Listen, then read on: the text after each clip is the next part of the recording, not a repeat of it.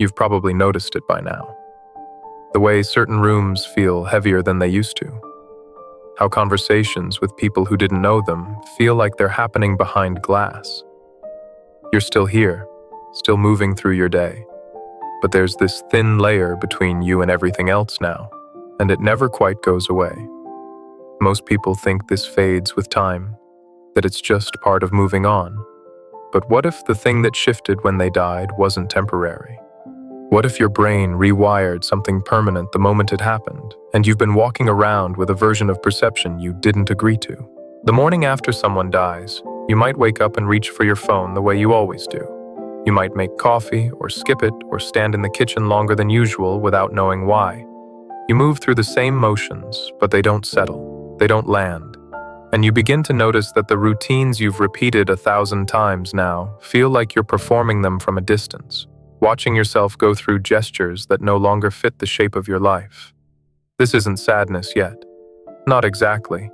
It's something quieter and more disorienting.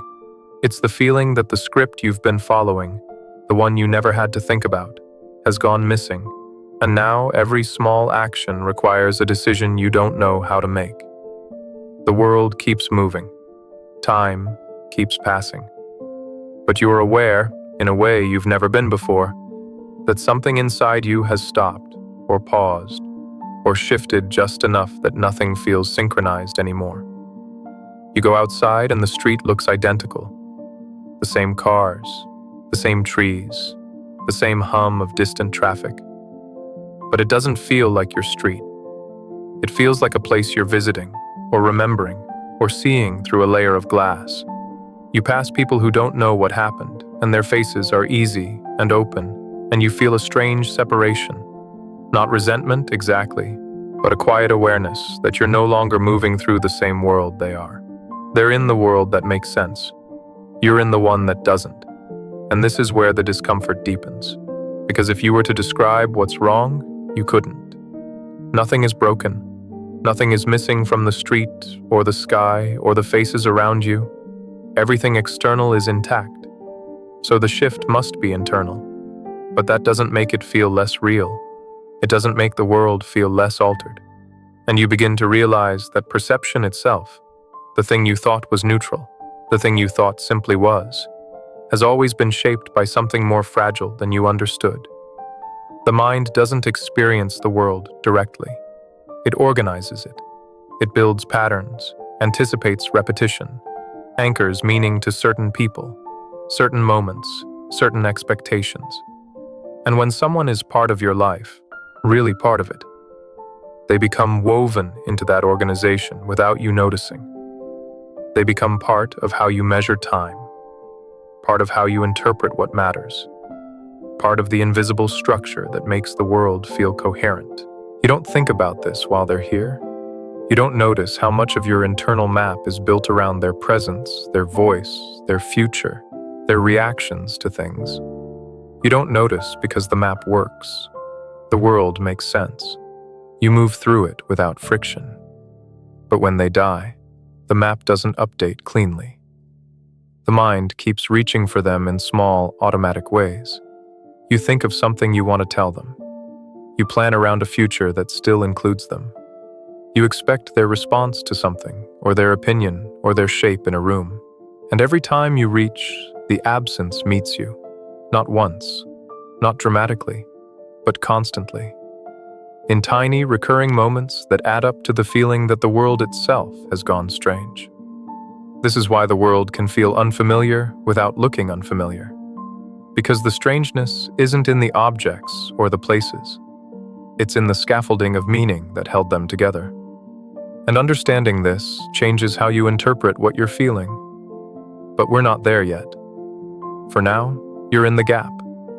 The gap between the world that was organized around their presence and the world that no longer is. And the mind resists this gap. It resists the absence. Not out of denial, necessarily, but because the entire system it built was premised on their continuation. The future you imagined included them. The routines you followed assumed they'd be there. The way you moved through time was calibrated to their rhythm.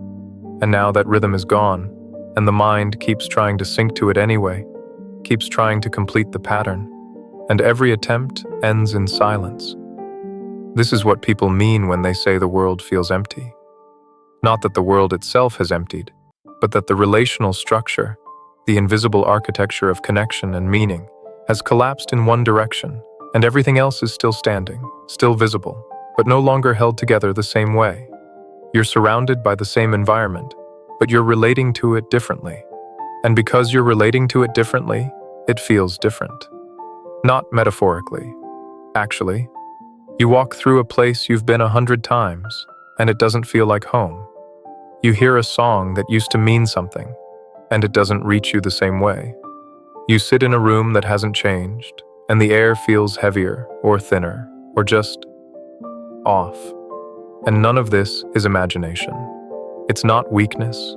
It's not you failing to cope.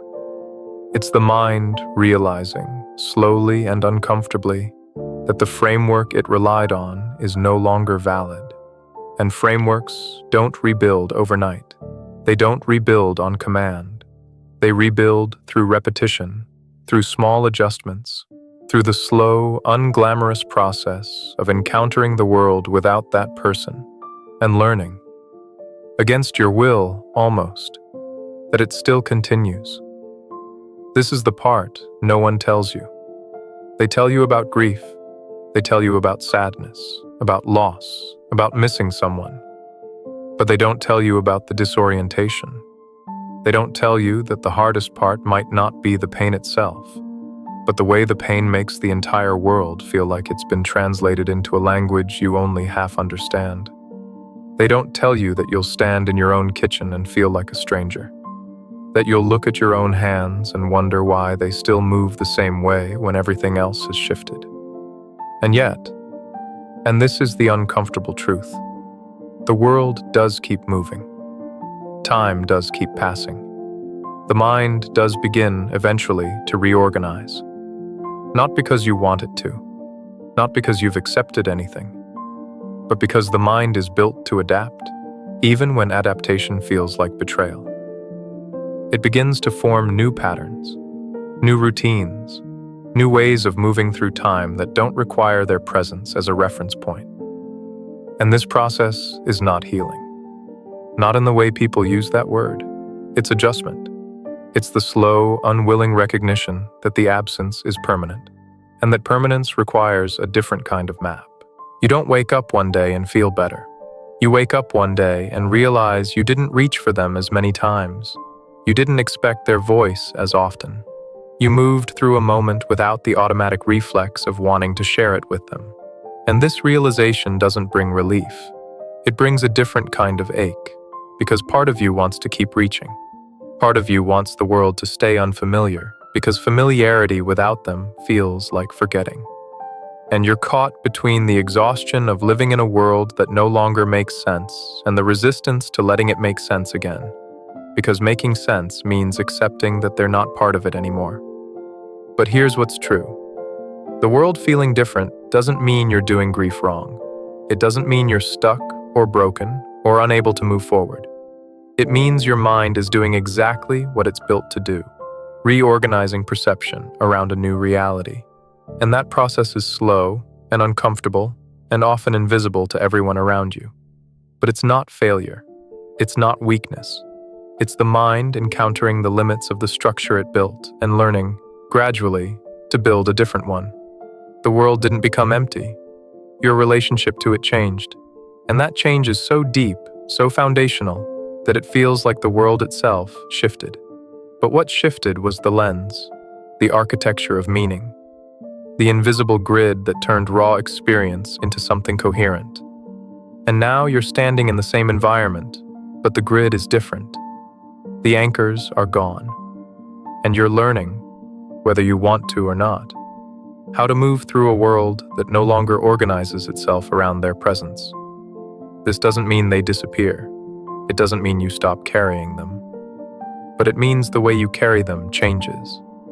It means the mind stops expecting them in the future and begins locating them in memory. It means the reflexive reach becomes less frequent. The automatic anticipation fades. and the world, slowly, begins to feel less like a translation and more like a place you're learning to inhabit again. You're not broken. The world isn't broken. But the fit between you and the world, the quiet, invisible fit that made everything feel natural, is gone. And what you're experiencing now is the slow, unglamorous work of finding a new fit. One that doesn't include them. One that you didn't choose. But one that your mind is building anyway, because that's what minds do. They adapt. They reorganize. They find new patterns in the absence of old ones. And maybe, eventually, the world stops feeling like a copy of itself. Maybe it starts to feel real again. Not the same. Never the same. But real. And that's not healing. That's not closure.